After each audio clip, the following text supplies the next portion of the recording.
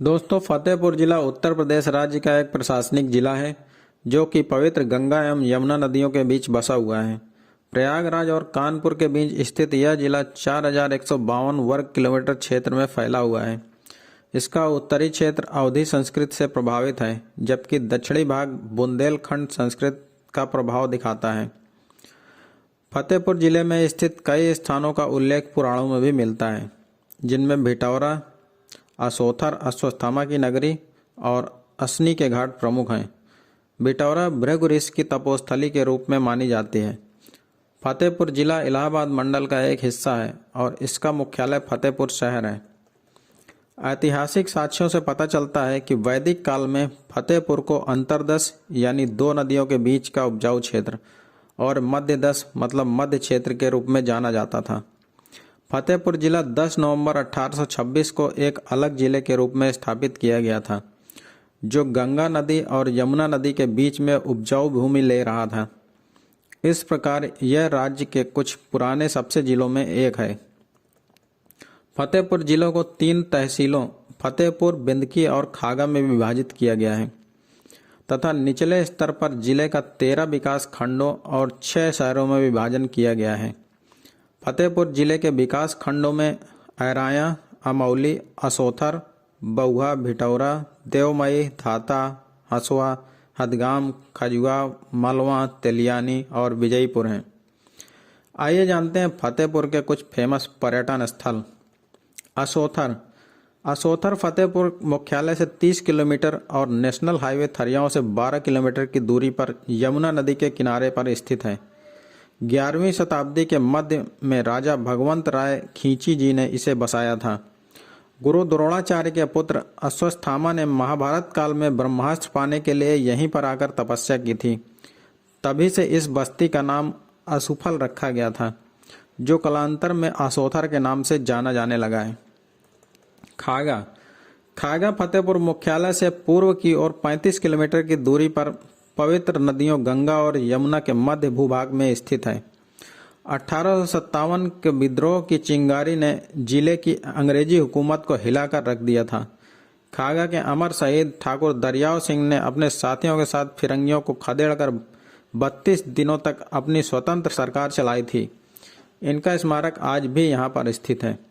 खागा तहसील क्षेत्र के मझिल गांव में स्थित कुंडेश्वर महादेव मंदिर में लंकाधिपति रावण द्वारा स्थापित शिवलिंग के दर्शन के लिए दूर दूर से श्रद्धालु पहुंचते हैं, जबकि सावन के प्रत्येक सोमवार तथा महाशिवरात्रि पर्व में मंदिर प्रांगण में शिव भक्तों की भीड़ से गुलजार रहता है।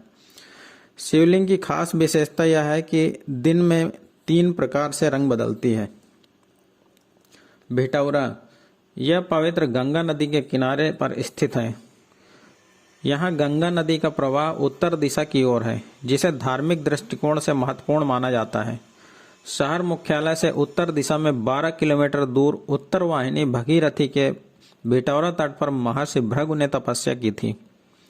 पौराणिक ग्रंथों के अनुसार भृगु मुनि की तपोस्थली में देवता भी परिक्रमा करने आते थे।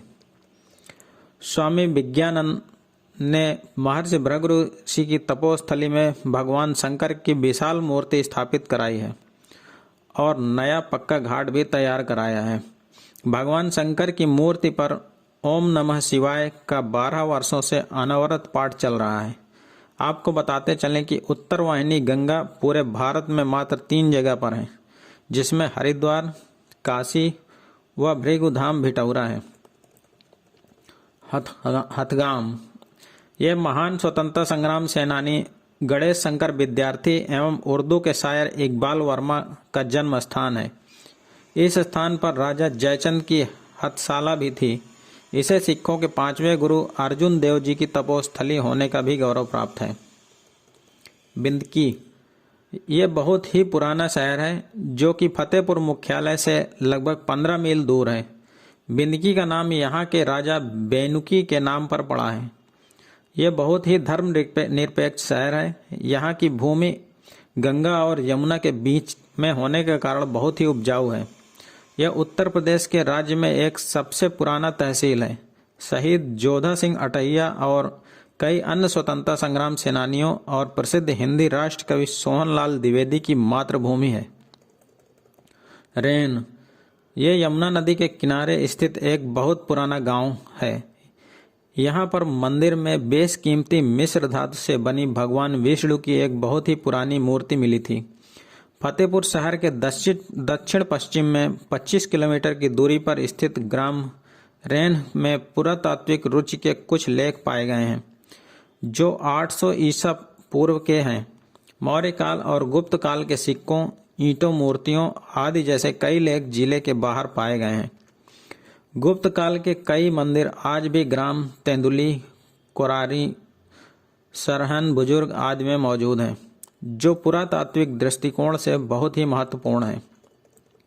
शिवराजपुर, यह गांव बिंदकी के निकट गंगा नदी के किनारे पर स्थित है।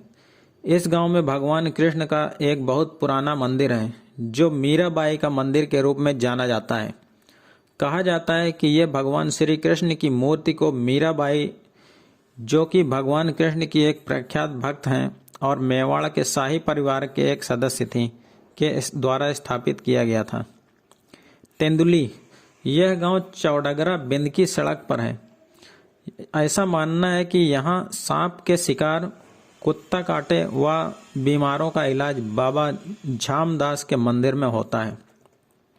खजुआ, पुराने समय में खजुआ को खजुआ गढ़ के नाम से जाना जाता था। इस स्थान का मुगल काल में बहुत ही महत्व था। औरंगजेब के समय में यह इलाहाबाद मंडल की मुख्य छावनी थी। खजुआ को भगवान शिव की नगरी के तौर पर जाना जाता है। इसका वर्णन प्राचीन हिंदू धर्म ग्रंथ ब्रह्म पुराण में भी हुआ है, जो कि 5000 वर्ष पुराना था। इस छोटे से शहर में 118 अद्भुत शिव मंदिर हैं।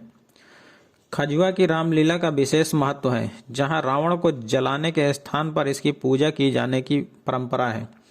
तांबे का शीश वाले रावण के पुतले को हजारों दीपों की रोशनी प्रज्वलित करके सजाया जाता है। इसके बाद ठाकुर जी के पुजारी द्वारा श्री राम से पहले रावण की पूजा की जाती है। बावनी इमली, यह स्मारक स्वतंत्रता सेनानियों द्वारा किए गए बलिदानों का प्रतीक है।